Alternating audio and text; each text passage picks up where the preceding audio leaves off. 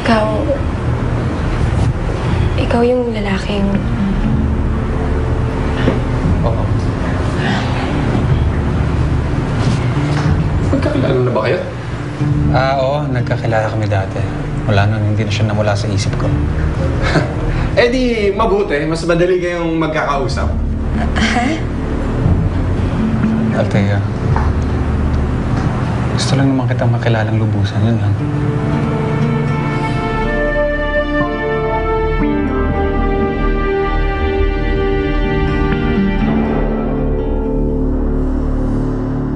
Babs, saan na siya pumunta? Hindi ko alam eh. Basta tinawagan lang siya ng tita niya. Ikaw naman kasi, ba't ka pa nagpa-late-late? Sayang tuloy itong mga hinanda ko para sa'yo. Alam mo, buti na lang, gutom ako. Tubusin ko to. Pasensya na, Babs, ha? Alam mo naman yung buhay na meron ako, di ba? Oo, alam ko. Kaso, paano pag ganito na lang ng ganito? Ha? Paano na kayo ni Althea? Mabuti naman kung naiintindihan niya yung sitwasyon mo. Kawawa naman siya.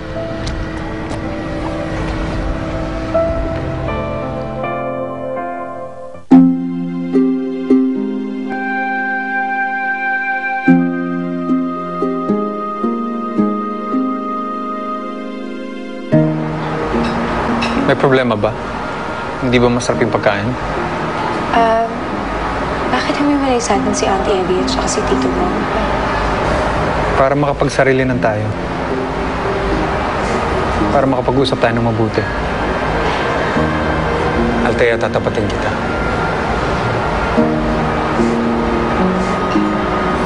I like you. A lot. Mr. Javier, pumayag ako na sumama sa'yo dito dahil sa pakiusap ni Auntie Evie at saka ni Tito Bong. Dahil sabi nga nila gusto mo makipagkaibigan. Pero hanggang doon na lang yun. Kasi may boyfriend ako at saka mahal ko siya. So, mas mabuti na sabihin ko na sa'yo ngayon kaysa aksayin ko pa yung panahon mo, di ba?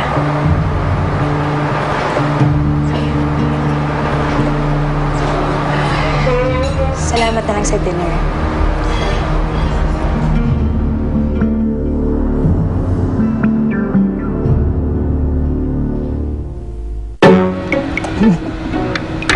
Wala.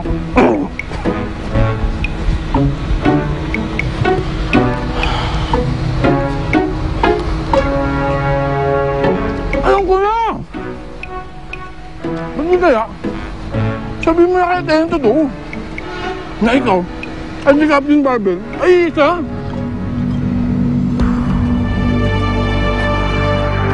O diba? Kung alam niya na yun, mas maiintindihan niya yung sitwasyon mo. What you think?